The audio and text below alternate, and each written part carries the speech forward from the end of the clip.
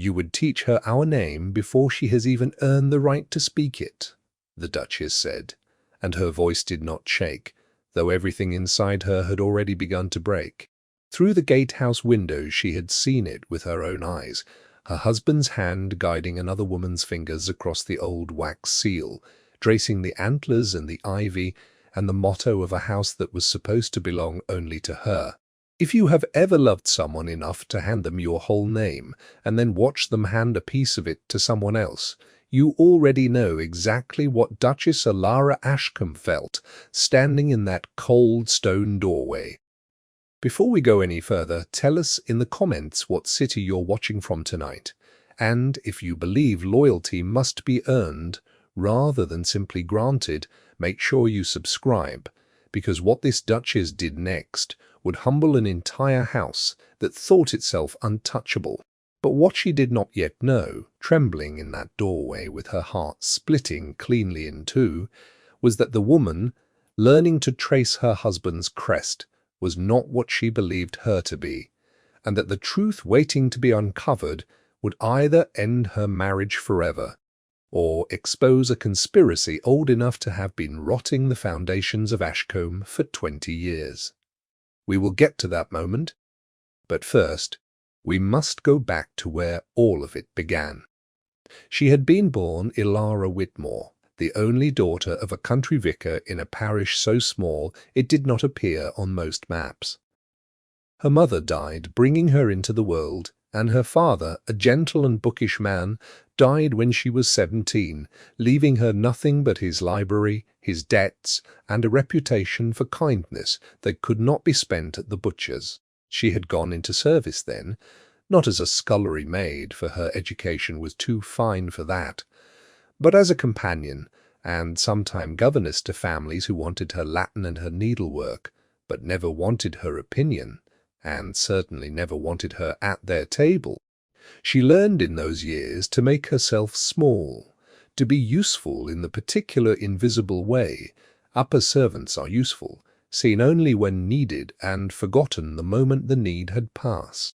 It was in the household of a minor baronet, reading aloud to an elderly aunt slowly losing her sight, that she first met Julian Ashkam, though she did not know then that he would soon be a duke, or that she would one day be his wife.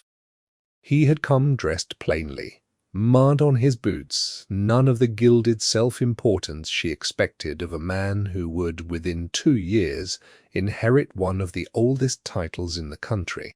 He had found her in the garden with a book she had no business reading on company time, and instead of reporting her, he had sat beside her and asked what she thought of it, as though her thoughts were a thing worth the asking.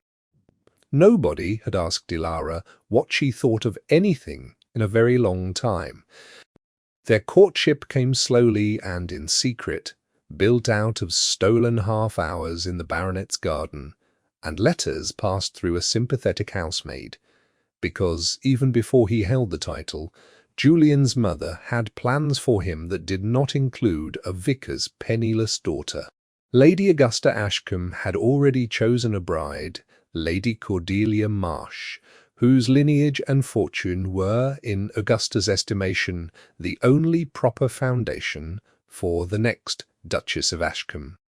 When Julian's father died suddenly of a seizure of the heart, and Julian ascended to the title far sooner than anyone had prepared for, Augusta assumed the marriage to Cordelia would follow within the year, a tidy conclusion to a plan she had been polishing since before Julian could walk.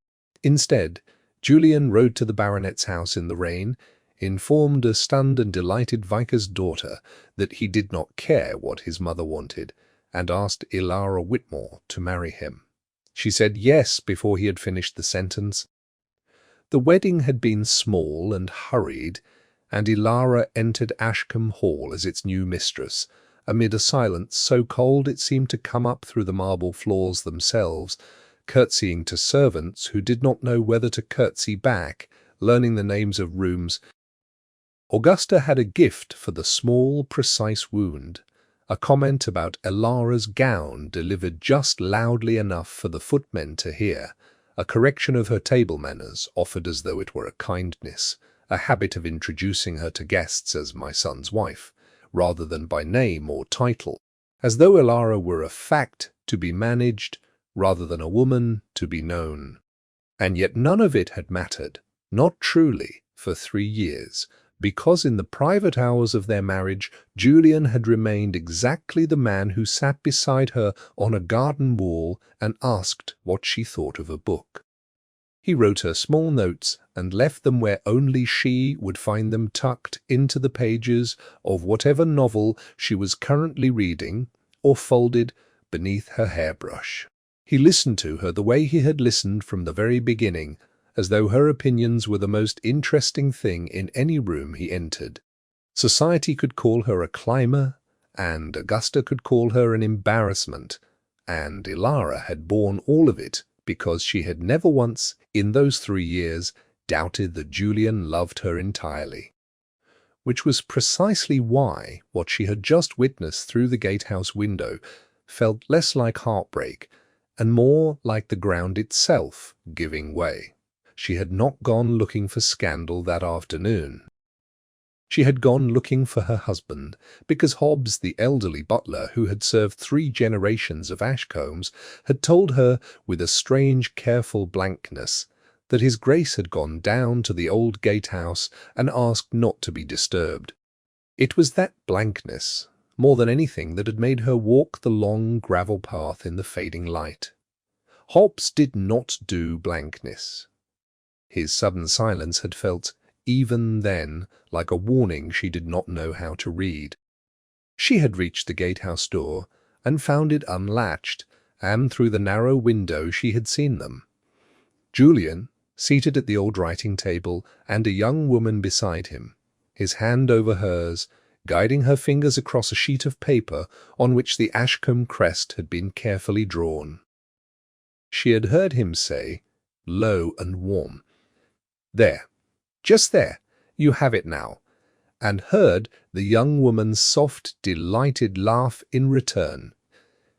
Elara did not remember deciding to open the door. She only remembered standing in it, and the way both faces turned toward her, and the way Julian's expression went, in the space of a single breath, from warmth to something that looked very much like fear. To understand how she came to be standing there at all, one must go back some 4 months to a wet Tuesday in early spring, when a young woman calling herself Miss Rosalind Hale arrived at the servants' entrance, asking for work in the estate records room, cataloguing the old ledgers that had sat gathering dust since the late Duke's death. It was Julian himself, passing through the hall that day, who stopped, went very still at the sight of her, and insisted on conducting the interview personally. Elara thought little of it at the time. She did not see the way Julian's study light burned late into the night after Miss Hale had been given rooms in the East Wing, nor the way he began riding out to the old gatehouse with a frequency that had nothing to do with any boundary wall. It was Hobbs who noticed first, because Hobbs noticed everything, and had watched the late Duke's own careless private affairs cost the family dearly in whispered reputation. He said nothing to Elara out of an old servant's terror of delivering unwelcome truths, and instead began quietly watching, hoping whatever he was seeing was not what it appeared. What none of them knew was that 4 months earlier, going through his late father's private papers, Julian had found a locked drawer even the estate solicitor lacked a key to. Inside were letters yellowed with age and a miniature portrait of a woman he did not recognize, holding an infant in a christening gown embroidered with a small, hidden version of the Ashkam crest. The letters told a story his father had buried for 25 years. Long before marrying Augusta, the old Duke had secretly loved and fathered a child with a gentlewoman named Mary Hale, whom family pride had forbidden him from marrying. He had provided for her quietly through an intermediary solicitor for years, watching from a distance as his daughter grew up unclaimed 3 counties away. Mary Hale died 2 years before the old Duke himself, and the annuity that kept her daughter fed had died with the solicitor who administered it. Detail the old Duke in his final confused illness had forgotten to correct. Julian had spent weeks in a private torment he shared with no one, terrified of what scandal such news might unleash upon the family, and of what it might mean for the fragile peace he and Elara had built against his mother's disapproval. He found Rosalind living in near destitution, taking in mending to survive, and it took him the better part of a month to convince her he meant no harm. He brought her to Ashkam under a false name, telling only Hobbs the barest fragment of the truth, because he intended, before telling Elara or his mother or a single soul in society, to first secure Rosalind's legal claim beyond challenge. A woman's word alone was worth nothing against a family solicitor determined to discredit her. He needed the old parish registers, the letters, and the miniature, all gathered and verified before Rosalind could safely reveal who she truly was. And so he had begun teaching her, in secret, patient hours, everything an Ashkam daughter ought to know. The history of the Crest, the shape of the seal she would one day be permitted to use. It was a kindness, the writing of a 25-year wrong.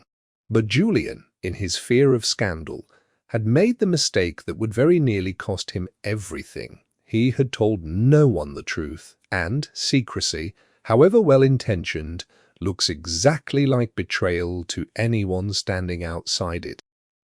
In the weeks following Miss Hale's arrival, Elara's unease grew slowly, the way damp grows in a wall, invisible until the plaster begins to bow.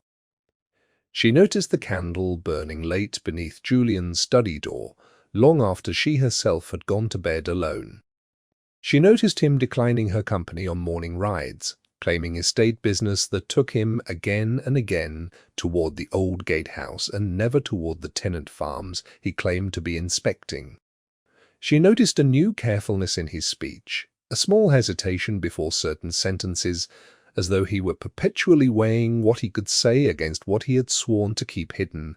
And she noticed, too, the way his eyes sometimes lingered on her a moment too long across the breakfast table, as if he were memorizing her face against some loss he alone could see coming. She told herself it was grief still for his father.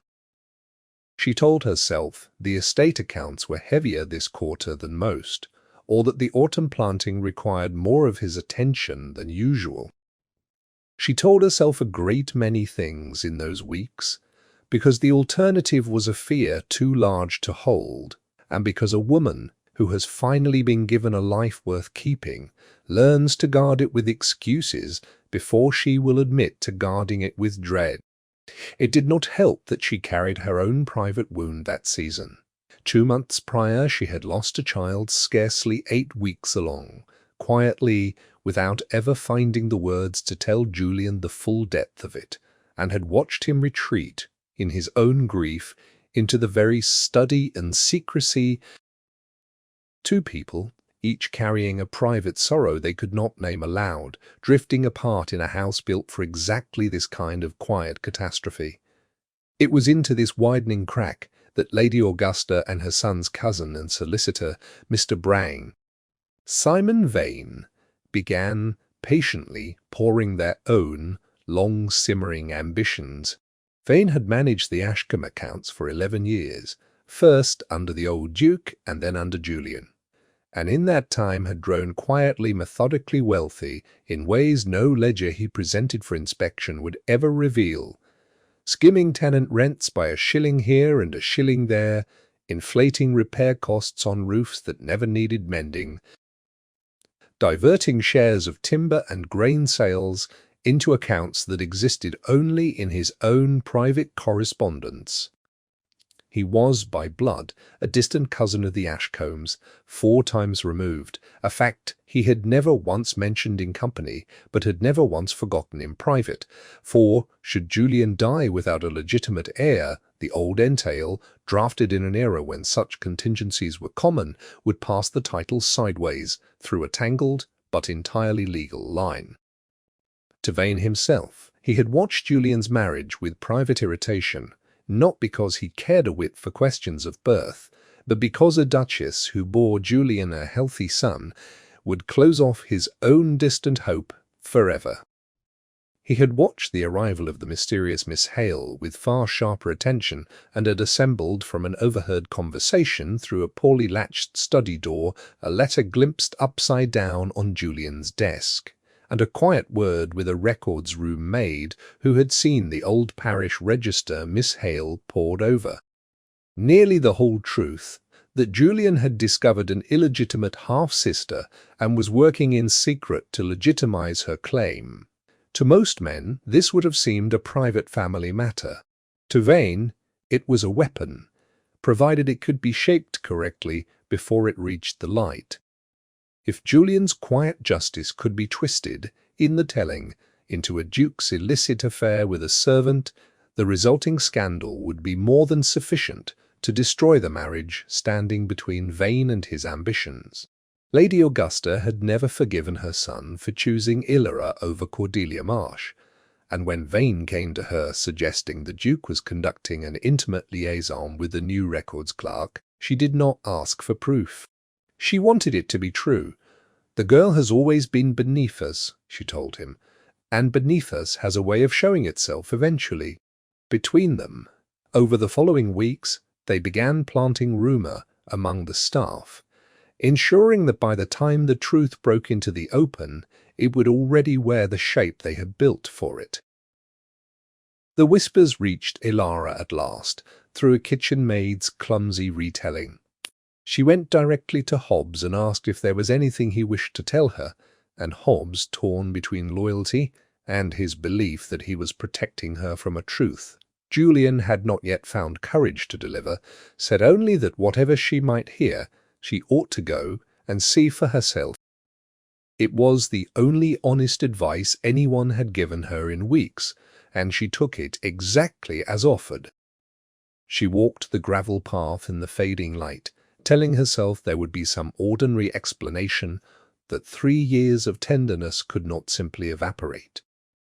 She reached the gatehouse door, and found it unlatched, and saw them exactly as described at the beginning of this story, Julian's hand over the young woman's, guiding her fingers across the crest, his voice warm, her laugh delighted and grateful.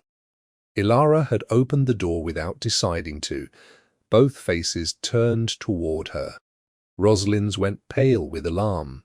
Julian's went, in one indrawn breath, from warmth to fear, not the fear of a guilty man discovered, but the fear of a man who had spent 4 months protecting a secret precisely to avoid this exact moment.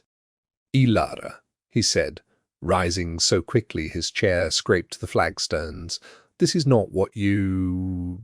Do not tell me what I have or have not seen with my own eyes, Julian. I have watched you place my husband's hand over hers, upon our own family's seal. I have watched you teach her what you have never once offered to teach me, though I have worn your name 3 years, and she, perhaps 4 months. You would give her our crest, before she has even earned the right to speak it." Her gaze went once to Rosalind, taking in the dark, steady eyes, the straight, proud carriage that had struck the housekeeper as odd in a servant, and something in Elara's chest twisted with a grief too large to name. Julian crossed the room toward, her hands lifted. "I can explain everything, I swear it, but I need you to trust me a little longer. You have asked me to trust you a little longer for 4 months, Elara said. "I do not think you understand what those words have cost me." She turned and walked back up the path, and did not look back once, though every part of her wanted, desperately, to be called after. Julian did not follow that night, the second great mistake of his long season of secrecy, for he turned instead to Rosalind, pale and shaking, and spent a precious half-hour calming a frightened young woman who had only just begun to trust that her new-found brother meant to protect rather than exploit her. By the time he returned to the house prepared at last, to tell his wife everything, he found her bedroom door locked and Hobbs standing outside it with an expression of quiet, terrible disappointment. "She has asked not to be disturbed tonight, Your Grace," the old butler said, and then, in a rare breach of his own discretion, added, "I did warn you, sir, that secrets in this house have a way of curdling before a man finds the courage to air them." Julian stood a long while outside his wife's locked door, and understood, with the clarity that comes only when it is already too late, that he had built, out of nothing but love and fear, the exact instrument of his own family's near destruction. News of a locked bedroom door does not stay locked away for long in a house of 40 servants, and by morning the story had already begun its journey down the back stairs and into the village, gathering embellishment as it went.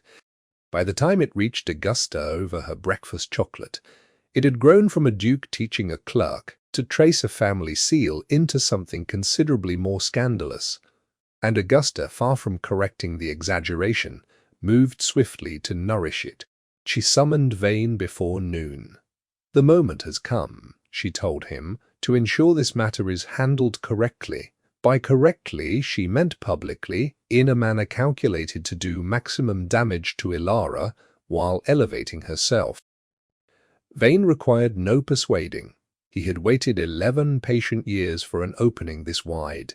Together they settled on the Ashkam Harvest Ball, held each autumn and attended by the county's titled families as the proper stage.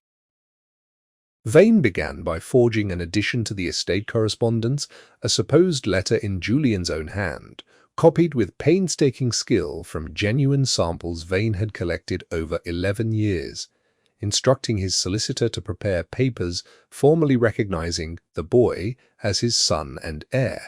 There was, of course, no such son. Rosalind had a small son of her own, a solemn 6-year-old named Freddie, born of a brief marriage to a soldier who had died before the boy's birth, and Julian, discovering his nephew alongside his sister, had grown fond of the child with helpless tenderness, allowing the boy to call him Uncle Julian. It was this innocent affection Vane's forged letter twisted into the appearance of a secret illegitimate heir being groomed to displace any legitimate child Elara might bear. Vane arranged also for 2 servants he had quietly cultivated, a footman in debt to a moneylender Vane controlled, and a dismissed lady's maid eager for coin, to be prepared to testify, if called upon to intimate affection they had never actually witnessed. Elara endured the intervening weeks in raw, unrelenting grief, too proud to display it before the household and too wounded to fully hide it from her husband. Julian came to her every morning attempting explanation, but each attempt foundered on the same rock. He could not tell her the full truth without first securing proof to protect his sister from exactly the kind of vicious misreading already spreading through the county.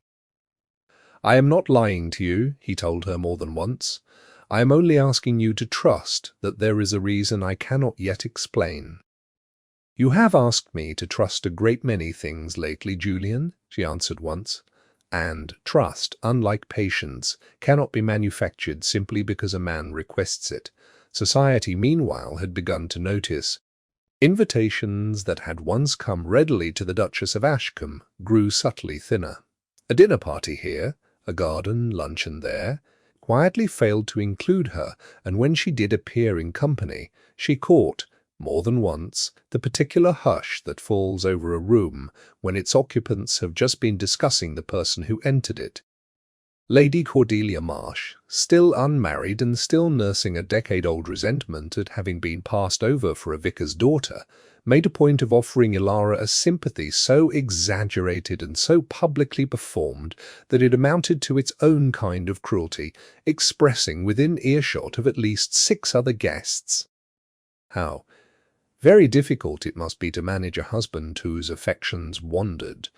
How fortunate Elara was to have Augusta's guiding wisdom in such a delicate hour. Elara thanked her with icy grace and said nothing further, but went home that evening and wept, finally, in the privacy of her own dressing room, not for the rumor itself, which she knew to be exaggerated, but for the marriage that seemed day by day to be dissolving beneath her, regardless of whether the rumor was entirely true. The lowest point came some 10 days before the harvest ball, when Augusta, judging the moment ripe, invited Elara to take tea with her alone, a summons so unusual in the whole history of their acquaintance that Elara accepted it with more dread than curiosity. Augusta received her in the small blue parlour that had been hers alone since the old Duke's death, and came, with uncharacteristic directness, straight to the point. "I have documents," Augusta said, setting down her cup with a click of precision, "which suggest my son intends to legitimize a child born outside this marriage, and to see that child provided for from the very estate that ought by rights to pass to whatever heir you yourself might one day produce. I tell you this not to wound you, Elara, though I understand it must, but because I believe a woman deserves to know the truth of the house she has married into before that house makes a fool of her before the entire county." She then, with the studied gentleness of someone delivering a blow she had long anticipated enjoying, produced Vane's forged letter and allowed Elara a single devastating look at Julian's apparent handwriting. Elara read it twice, her hands steady, though her stomach turned to ice, and asked where such a letter had come from. Augusta said only that it had come to light through the estate's ordinary business, and did not mention Vane's name. She did not need to. Elara read the letter twice, her hands perfectly steady though her stomach had turned entirely to ice, and asked, in a voice she was rather proud of for its calm, where such a letter had come from. Augusta said only that it had come to light through the ordinary business of the estate, and that she trusted Elara would understand why the family's reputation required the matter to be addressed openly, rather than left to fester in whispers. She did not mention Vane's name. She did not need to. The letter, in that moment, did all the work required of it. Elara left the blue parlour and did not return directly to her rooms. She walked instead down to the old rose garden that had been the one part of Ashkam Hall she had claimed entirely as her own in 3 years of otherwise borrowed grandeur, and she sat on the same low stone bench where, in her memory at least, she had once believed herself the safest and most loved woman in England, and she allowed herself, for perhaps 20 minutes, to consider leaving. She thought of writing to a distant cousin of her late father's, a woman of modest means in the north, who had once offered her a home should she ever need one, and beginning again a quiet, anonymous life, far from Ashkam's marble floors and its cold, watchful portraits. She thought of the child she had lost 2 months prior, and wondered, with a grief that folded in upon itself, whether some part of Julian's withdrawal that season had been relief rather than sorrow, relief at a complication, removed before it could complicate whatever arrangement he seemed to be quietly constructing for another woman's son. She thought, too, of her own father, and what he would have said to see his daughter so thoroughly humbled by the very grandeur he had once hoped, in his gentle and impractical way, might one day find her. It was Hobbs who found her as the light began to fail, and Hobbs, breaking at last the discretion he had maintained for 4 months, who said the words that turned Elara from a woman contemplating flight into a woman contemplating. "Your Grace, I have served this family 60 years, and I tell you now that whatever you believe you have seen, I do not believe my master has done what they wish you to think. I know that a letter can be written by any hand skilled enough to copy another's, and I know you did not come to this family without a mind of your own, and I would beg you not to abandon it now, simply because it has been made convenient for you to doubt it." Elara sat a long moment watching the last light fade, and felt something shift, some small, hard seed of her father's stubborn intelligence beginning, for the first time in weeks, to stir. "Hobbs," he said at last, rising with a steadiness that surprised even herself. "I find I have grown very tired of being told what I have seen. I believe it is time I went and found out for myself." She began the very next morning where a vicar's daughter raised among books and parish records knew best to begin, with the records room and with the young woman who had spent 4 months cataloguing it. She expected guilt or hostility. She found a frightened young woman who burst into tears and confessed she had wanted more than anything to tell the Duchess the truth from the start, forbidden only because Julian feared what an incomplete truth might do to all of them. "He is your husband's sister," Rosalind said. I am his sister. Our father was your husband's father, and I did not know it myself until Julian came to my door 4 months ago." She showed Elara the miniature portrait, the christening gown with its hidden crest and the bundle of letters, and Elara sat with them for the better part of an hour, feeling relief that her husband had not betrayed her with a lover, grief at how much needless suffering 4 months of silence had cost them both, and fury steadily growing at Vane's forged letter and the 25 years of buried shame that had made such silence seem necessary. "We must prove it," Elara said, "properly, publicly, beyond any possibility of Vane twisting it further." Fenwick, the housekeeper, proved the investigation's second great ally, for she had served at Ashkam long enough to remember, faintly, a young Mary Hale, who had once come quietly to the kitchen door some 26 years past, heavily pregnant, and asking after the old Duke by a name. Fenwick had been instructed, at the time, never to repeat. She recalled the parish 3 counties distant, where Mary Hale had eventually settled, and it was to that parish that Elara, accompanied by a discreet and thoroughly loyal groom, rode within 2 days. The old parish clerk, a stooped and cheerful man well past 70, who had kept that particular register for nearly 50 years, produced the volume without hesitation. Once Elara explained her purpose, and there, in ink gone brown with age, was the entry Rosalind's whole future now depended upon. A daughter, christened Rosalind Mary, born to Mary Hale.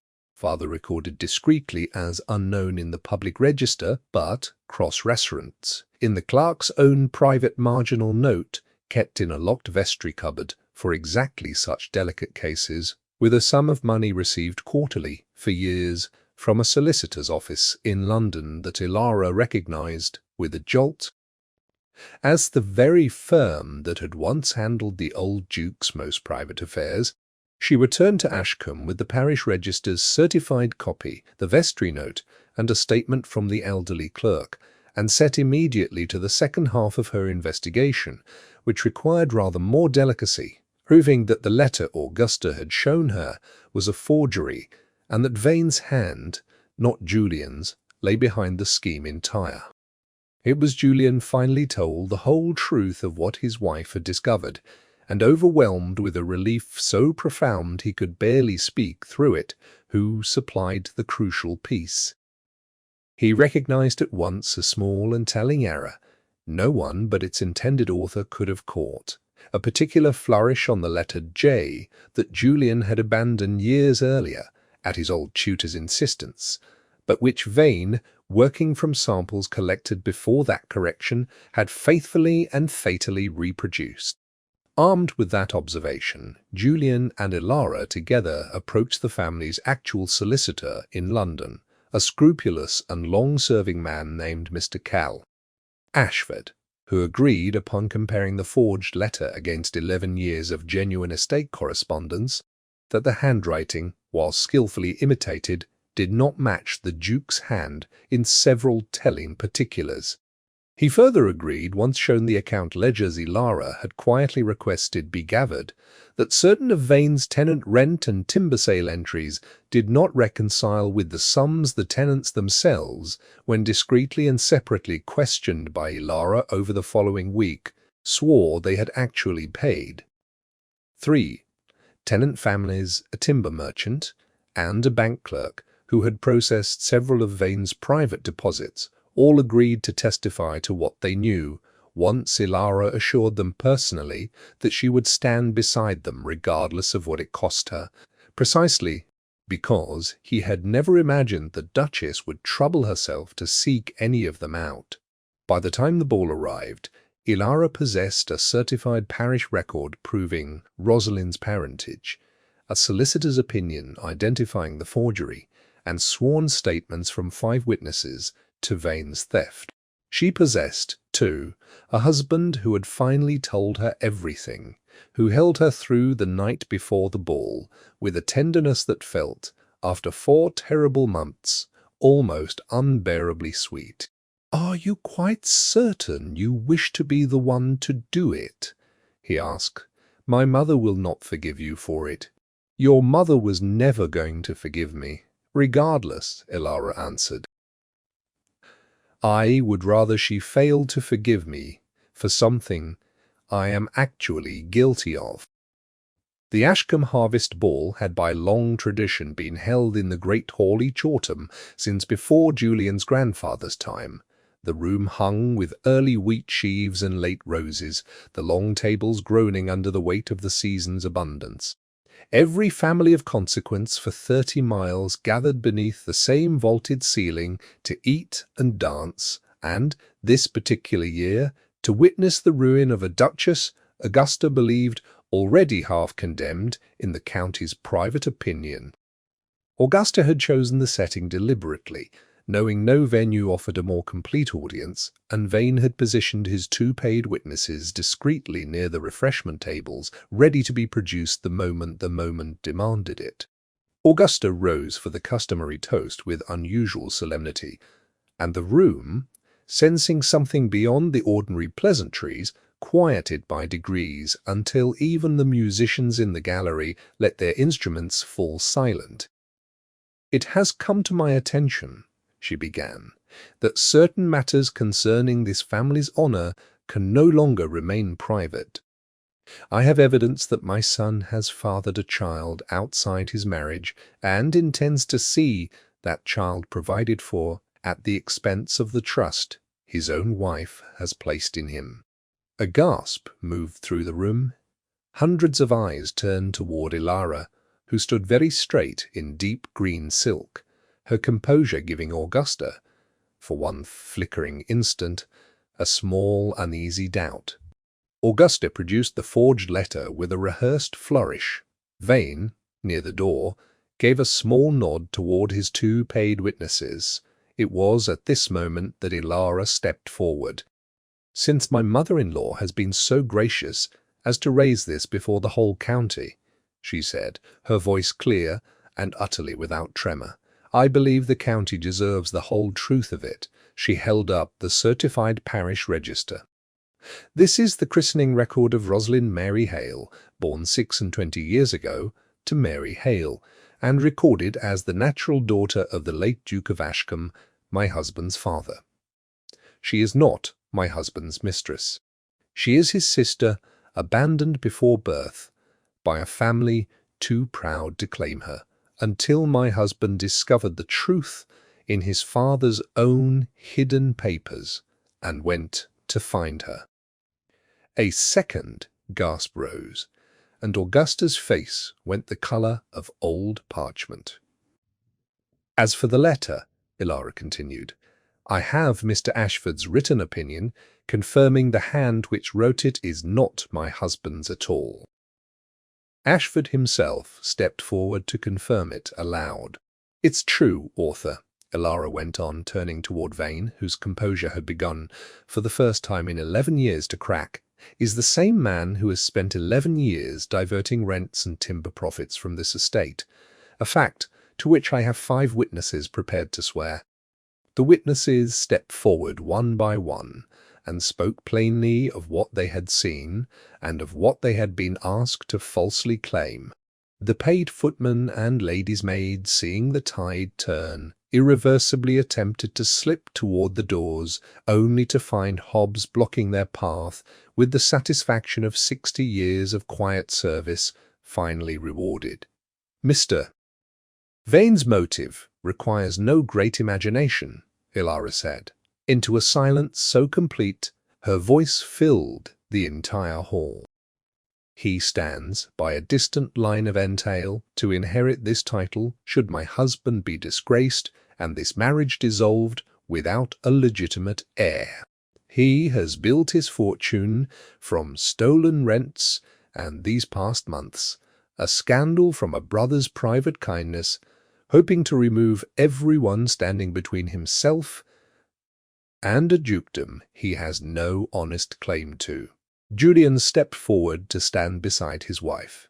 Everything my wife has told you is true, and I owe this company, and above all, my wife, an apology for the silence that allowed such lies to grow.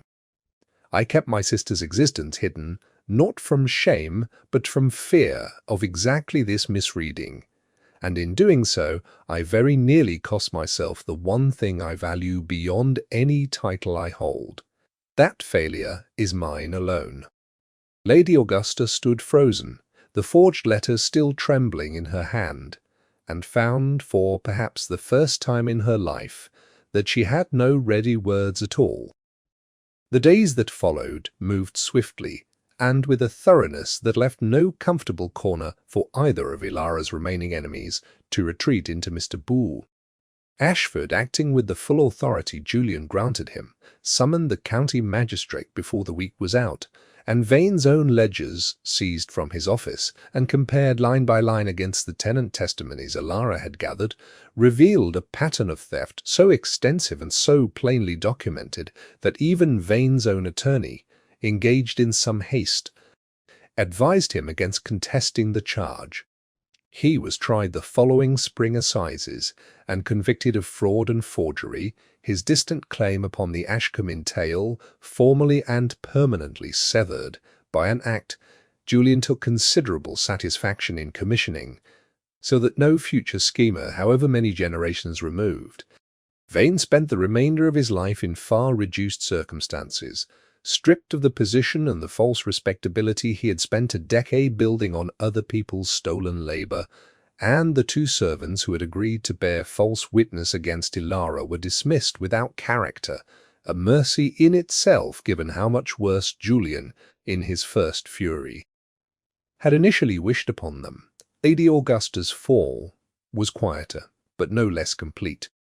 Society, which had been perfectly willing to indulge her cruelty toward a Duchess of low birth so long as that cruelty seemed to be aimed at someone deserving, proved considerably less willing to forgive a dowager who had stood before the entire county brandishing a forged letter in an attempt to destroy her own son's marriage and disinherit his newly hack. Discovered sister. Invitations that had once flowed readily to Augusta's own teas and card parties began, in the months that followed, to thin precisely as Elara's own once had, and Augusta, who had built her entire sense of self upon the good opinion of a society now quietly withdrawing it, found herself for the first time in her life genuinely humbled. She did not, in those first difficult months, apologize to Elara, for pride of Augusta's particular vintage does not surrender easily, even when thoroughly defeated.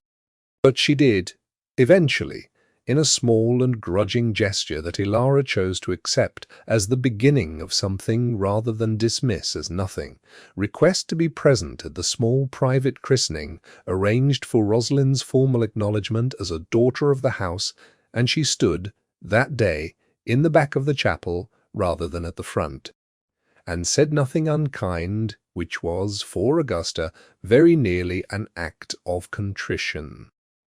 Rosalind was formally acknowledged before the College of Arms within the year. Her mother's long-buried claim honoured a full generation late, and Julian settled upon her an annuity, generous enough that she need never take in mending again. She chose a comfortable house on the edge of the estate village, close enough that young Freddie might run across the fields most afternoons to find his uncle, and far enough to build a life entirely her own. Elara who might once have resented her, found instead that she had grown genuinely fond of her sister-in-law in the course of proving her innocence, and the two women became, over the years, something closer to true sisters than either had expected to find in a house built on so much old silence. As for Julian and Elara, the marriage that had come so close to shattering emerged from the wreckage stronger than either had believed possible. "I thought I was sparing you a burden," Julian told her, holding her hands across their small sitting room, the fire burning low between them. "I understand now that a burden shared is lighter than a secret kept, however kindly meant." Elara forgave him fully, not because his intentions had been anything less than good, but because she had watched him spend every day since the gatehouse proving, through action rather than apology, exactly how much her trust was worth to him. Some 8 months after the ball, Elara discovered she was again with child, and this time carried the pregnancy through to a healthy son born the following summer, who would in time inherit a dukedom, finally cleansed of the shadows that had shaped it for a full generation before his birth. The old gatehouse, once the site of such catastrophic misunderstanding, became in later years a favorite spot for the whole family, Freddie and eventually his young cousin racing along its gravel path each summer, and Elara herself would sometimes stand at its window in the golden hour of late afternoon and think, with something closer to gratitude than pain, of how close she had once come to losing everything over a truth that had turned out to be nothing more than the last long shadow of a kindness her husband had been too afraid to speak aloud. Years passed, and Ashkam Hall grew softer with them.